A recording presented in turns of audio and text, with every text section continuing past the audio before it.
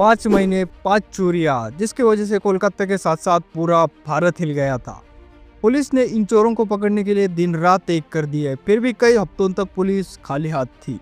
फिर कैसे एक छोटे से चाय के ठेले के एक बूढ़े मालिक की मदद से पुलिस ने इन चोरों को पकड़ा, और कौन था इन चोरियों के पीछे का मास्टरमाइंड, और कौन था वो मुस्लिम खानदान जो पुलिस से भी नहीं डरता था, जिसका इन चोरियों के पीछे सीधा कनेक्शन था। इन सब के बारे में आगे इस वीडियो में हम जानेंगे।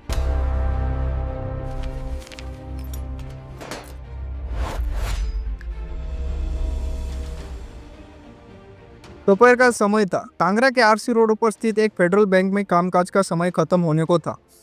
आज शनिवार का दिन था और अंदर कुछ ग्राहकों का काम होने पर बैंक बंद होने वाला था। पर तब भी कुछ ऐसा होता है जो वहां खड़े लोगों में से किसी ने अपने सपने में भी सोचा नहीं होगा। 12 बजने से कुछ मिनट पहले बैंक की लाइट्स चली जाती है। बैंक के टेलीफोन्स काम करना बंद कर देते हैं। बैंक में थोड़ी अफरा तफरी मचती है। कोई कुछ समझे तब भी हथियारों से ले 6 आदमी बैंक में धावा बोल देते हैं और धारदार चाकू और बंदूक की जोर पर लोगों को एक कोने में बिठा देते हैं, और एक आदमी उनके पास बंदूक लेके खड़ा हो जाता है और बाकी 5 बैंक लूटने में लग जाते हैं। बैंक में मचा शोर सुनते ही बैंक मैनेजर रामचंद्रन नायर अपने कैबिन से बाहर आते हैं, और बाहर आते ही उनकी आंखों के सामने एक आदमी बंदूक ताने खड़ा होता है। अपनी जिंदगी में पहली बार ऐसा कुछ देख रहे रामचंद्रन नायर बहुत डर जाते हैं। तभी उन्हें कॉलर से घसीटते हुए बैंक के स्ट्रांग रूम में ले जाते हैं, और वाल्ट का ताला खुलते ही लुटेरे वाल्ट का सारा पैसा बैग में भरते हैं। रामचंद्रन नायर कुछ बोलने की कोशिश करते हैं, तभी एक लुटेरा उनके सर पर बंदूक की बट से हमला करता है और रामचंद्रन नायर के सिर से खून बहता हुआ उनके गले तक आता है।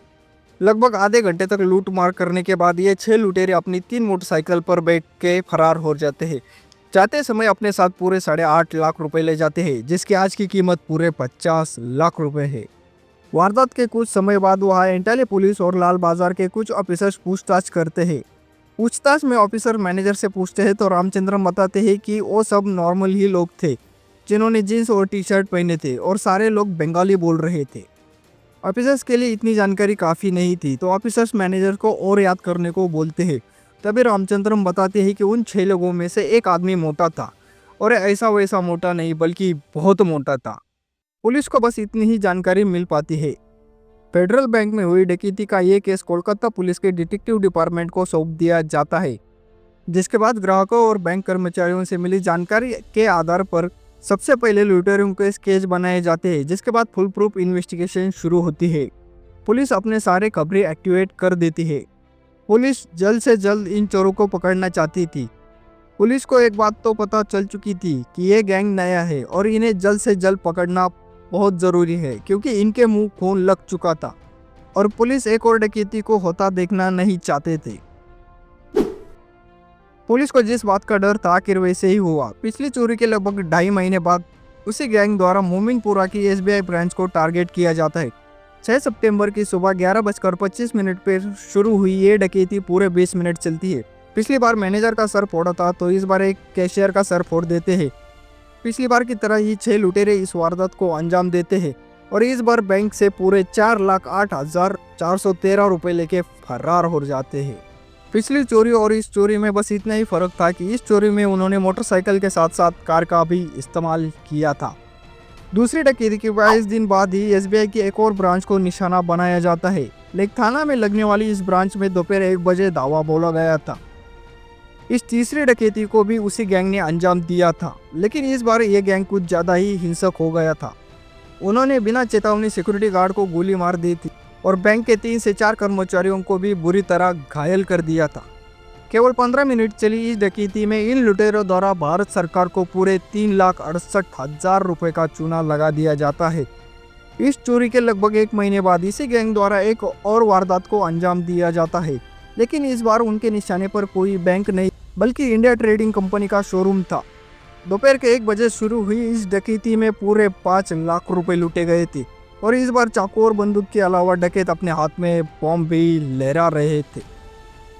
इसी तरह 7 नवंबर 1997 के दिन कलकत्ता इलेक्ट्रिक सप्लाई कॉरपोरेशन की गाड़ी को निशाना बनाया जाता है। शाम बाजार से विक्टोरिया हाउस स्थित अपने हेड ऑफिस के लिए इस वैन में कुल 26 लाख रुपए ट्रांसफर किए जा रहे थे, जिसकी सुरक्षा CSC के 3 कर्मचारी और हथियार से लैस एक गार्ड कर रहा था। दोपहर के ठीक 1:30 बजे जैसे ही ये वैन एमजी रोड और चित्तरंजन एवेन्यू की क्रॉसिंग पर पहुंचती है, 3 मोटरसाइकिल इस गैंग का रास्ता रोक लेती है।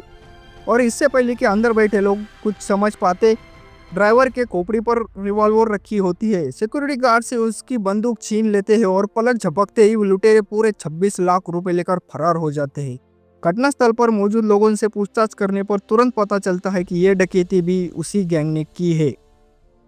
5 महीने 5 डकैती, 50 लाख रुपए की चोरी, बंदूक और बॉम्ब की खुली दहशत पूरे कोलकाता के साथ साथ पूरे भारत में चर्चा का विषय बनी थी। पूरे कोलकाता में डर का माहौल था। लाल बाजार के साथ साथ पूरा कोलकाता बुरी तरह हिल गया था। शहर का हर बैंक कर्मचारी और हर व्यापारी सुबह काम पर जाने से पहले ये सोचने पर मजबूर हो गया था कि आज कहीं उसका नंबर तो नहीं। कोलकाता पुलिस पूरे जोश से केस की इन्वेस्टिगेशन में लग जाती है। इस केस को क्रैक करना इतना आसान नहीं था, क्योंकि उस समय में ना तो सीसीटीवी कैमरा थे और ना ही इंटरनेट। पुलिस को पूरी तरह ह्यूमन इंटेलिजेंस पर निर्भर होना था। पुलिस वालों ने इस केस को बहुत गंभीरता से लिया हुआ था।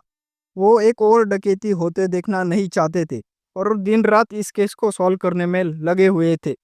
पर इलेक्ट्रॉनिक इंटेलिजेंस के नाम पर उनके पास कुछ नहीं था। ये गैंग पूरी तरह नया था, इसलिए पुलिस के पास और पुलिस के खबरियों के पास इनके बारे में कोई जानकारी भी नहीं थी। लेकिन फिर भी दो बातें तो फिक्स थी। पहली ये कि ये गैंग बाहर का नहीं है। ये गैंग कोलकाता या आसपास के एरिया से ऑपरेट कर रहा है। और दूसरी बात यह कि किसी भी डकैत ने अपना चेहरा छुपाने की कोशिश नहीं की। और इसी वजह से अलग अलग लोगों की मदद से पुलिस ने उन डकैतों के हूबहू स्केच बना लिए थे। लेकिन इसके बावजूद किसी भी गैंग मेंबर की पहचान नहीं हो पा रही थी। मतलब एक गैंग नया तो था पर बहुत चालाक था। इस गैंग द्वारा की गई 5 रॉबरी केस को 5 अलग अलग सब इंस्पेक्टर को असाइन किया जाता है। उनके नाम थे इंद्रनील चौधरी, तरुण के, राम थापा, तप्पन शाह, शकील उर रहमान। इन ऑफिसर्स को सुपरवाइज करने का जिम्मा डिटेक्टिव डिपार्टमेंट के 2 डीएसपी विमल शाह और अमीनुल हक को सौंपा जाता है। ये सभी ऑफिसर्स कोलकाता में फैले अपने सभी खबरियों को एक्टिवेट कर देते हैं और कमिश्नर द्वारा इन्हें असीमित बजट भी मिल जाता है। इसी के साथ ये सभी ऑफिसर्स कोलकाता में अलग अलग जगह रेड मारना शुरू करते हैं और दिन रात उस गैंग को खोजने में लगते हैं। पर उनके हाथ कुछ भी नहीं लग पा रहा था। और कुछ दिनों बाद तो कुछ खबरें पैसों के लिए कुछ भी इनपुट दे रहे थे, जिससे ये पुलिस ऑफिसर्स बहुत फ्रस्ट्रेट हो रहे थे। पहली डकैती को पूरे 6 महीने हो चुके थे, पर अब भी पुलिस खाली हाथ थी। पुलिस पूरी तरह निराश हो चुकी थी। दिन रात एक करने पर भी उनके हाथ ना तो कोई क्लू लग रहा था और ना ही किसी डकैत की पहचान लग रही थी। तभी डीएसपी को एक और टिप मिलती है। अपने खबरी से मिली टिप पर डीएसपी और उनके 5 ऑफिसर्स कोलकाता से दूर 40 किलोमीटर मीना खान नाम के गांव में आए हुए थे। मुस्लिम बहुसंख्यक इस गांव में एक घर पर रेड मारने आए थे, लेकिन गांव वालों के गुस्से और गालियों के अलावा उन्हें कुछ नहीं मिल पाता। एक और असफल रेड के बाद डीएसपी और उसके ऑफिसर्स हिम्मत हार चुके थे। कोलकाता वापस जाते समय सुबह के 5 बजे ये लोग चाय पीने सड़क के किनारे एक ठेले पर रुकते हैं। चाय पीते पीते डीएसपी की नज़र हाईवे से गुजर रहे एक ट्रक के काफिले पर पड़ती है। ईंटों से भरी 15 से 20 ट्रक काफिला उनके विपरीत दिशा में जा रहा था। इन ट्रकों को देखकर डीएसपी सोचते हैं, यहाँ आसपास तो कोई ईंटों की भट्टी नहीं है, फिर ये इतने सारे ट्रक आ कहाँ से रहे और जा कहाँ रहे। तभी डीएसपी चाय वाले को पूछते हैं, तो चाय वाला बताता है कि ये ट्रक धमाकली जा रहे हैं, क्योंकि वहाँ अकुंजी मार्केट बन रहा है। डीएसपी थोड़ा चौंक जाते हैं और फिर से पूछते हैं, क्या अकुंजी मार्केट? अकुंजी, धमाकली और आसपास में शायद ही ऐसा कोई होगा जो ये नाम न जानता हो। अनकानी पारा का अत्यंत ताकतवर अकुंजी खानदान जो मछली व्यापार करता था और समुद्र किनारे हजारों एकड़ जमीन का मालिक था। खेती के साथ साथ मेन बिजनेस मछली बेचना था, जिसमें झींगा मछली सबसे ज्यादा उन्हें पैसा कमा कर दे रही थी। इलाके में पहुंच रख रहे अकुंजी खानदान के नाम एक मार्केट बन रहा था।